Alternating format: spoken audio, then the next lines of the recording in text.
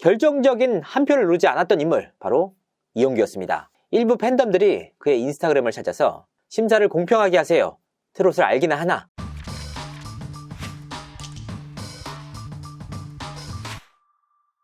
시청자 여러분 안녕하세요. 연예 대통령 이지도입니다. 첫 방부터 대박을 터뜨렸던 미스터트롯2가 위기에 봉착했습니다. 두 가지 위기인데요. 먼저 첫 번째로는 시청률적인 부분입니다. 첫 방송에서 20.2%를 기록하면서 경쟁작인 불타는 트롯맨과 시청률을 2배 이상 벌렸을 때까지만 하더라도 분위기가 상당히 좋았단 말이에요. 그런데 2회가 하고 나니까 시청률이 0.6%포인트밖에 오르지 않았습니다. 반면 경쟁작인 불타는 트롯맨은 8.3%에서 11.8%까지 치솟았습니다. 그러니까 향후 이 3회에서 시청률이 더 이상 오르지 못하면 불타는 트롯맨 측에 역전의 발판까지 내어줄 수 있는 상황입니다. 그러니까 미스터트롯2 측에서는 발등에 불이 떨어진 상황인데요.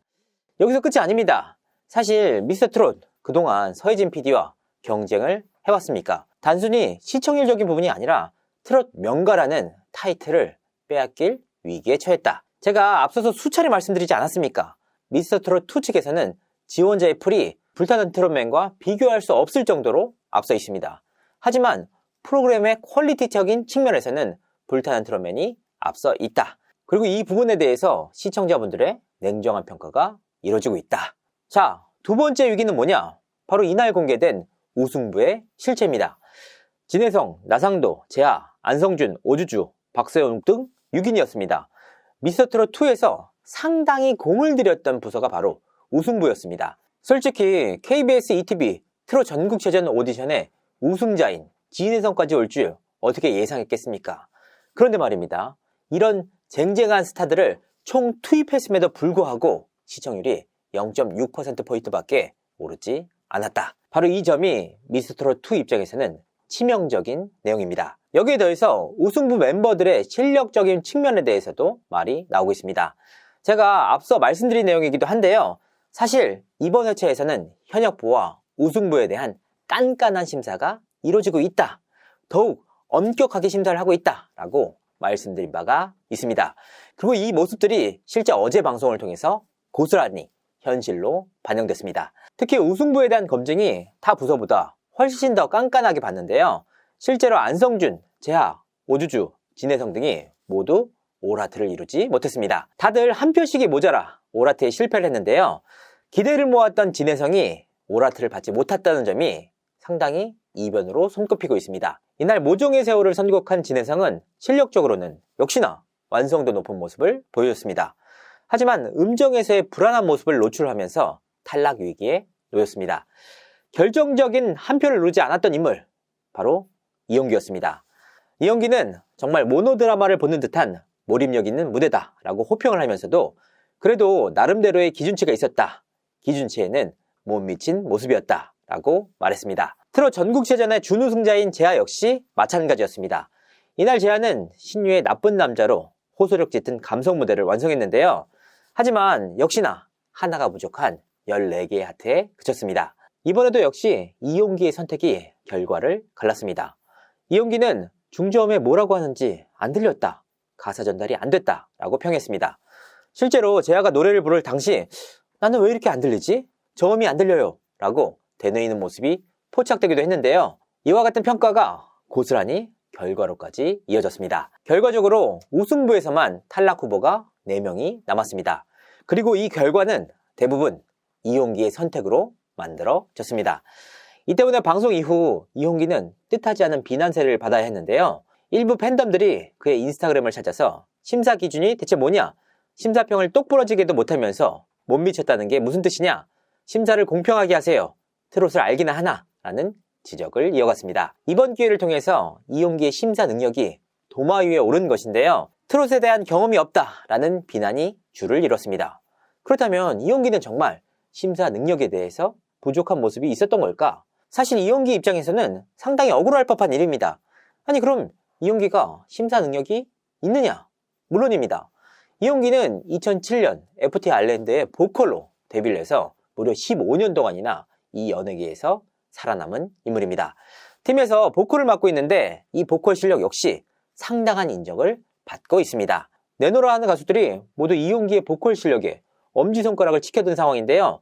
바로 대표적인 인물이 임재범 씨입니다. 임재범은 자신의 노래 고해를 열창한 이용기를 향해서 극찬을 하는 한편 엄지손가락을 지켜들기도 했습니다. 하현우 역시 마찬가지였는데요. 이용기의 노래를 들은 하현우는 왜 이렇게 노래를 잘하냐 라고 감탄할 정도였습니다. 그의 노래 실력을 인정한 가수들만 임재범, 하현우, 윤도현 등이 있습니다.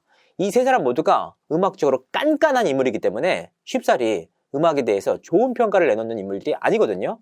그런데 이들이 좋은 평가를 했다? 확실히 실력적으로는 인정을 받는다라는 의미입니다. 더욱이 이런 보컬적인 실력뿐만 아니라 무려 15년 동안이나 이 연예계에서 살아온 인물 아닙니까?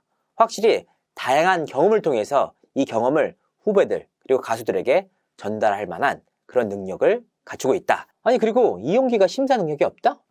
그럼 한영이나 이은지, 김혜준 등은 대체 어떤 자격으로 그 자리에 있는지 생각해 볼 문제입니다. 더욱이 이용기의 심사는 오히려 미스터트롯2에 활력을 불어넣고 있다. 이런 평가가 나오고 있습니다. 왜냐?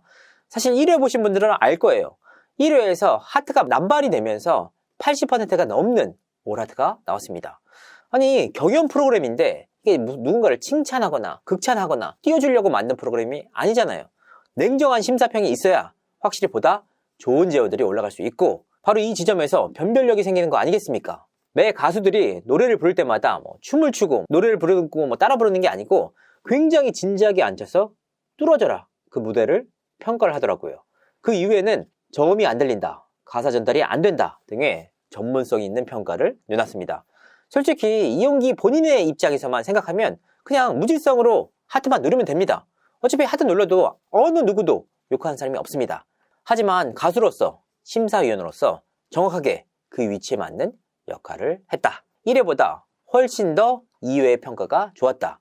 그리고 그의 결정 때문에 결정적으로 우승자 4명이 탈락 위기에 놓였잖아요.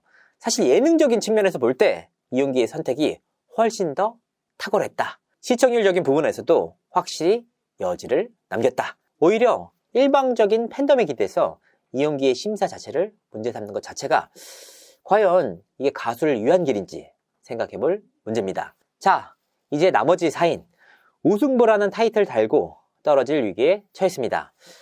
과연 누가 떨어질까요? 알 수 없습니다.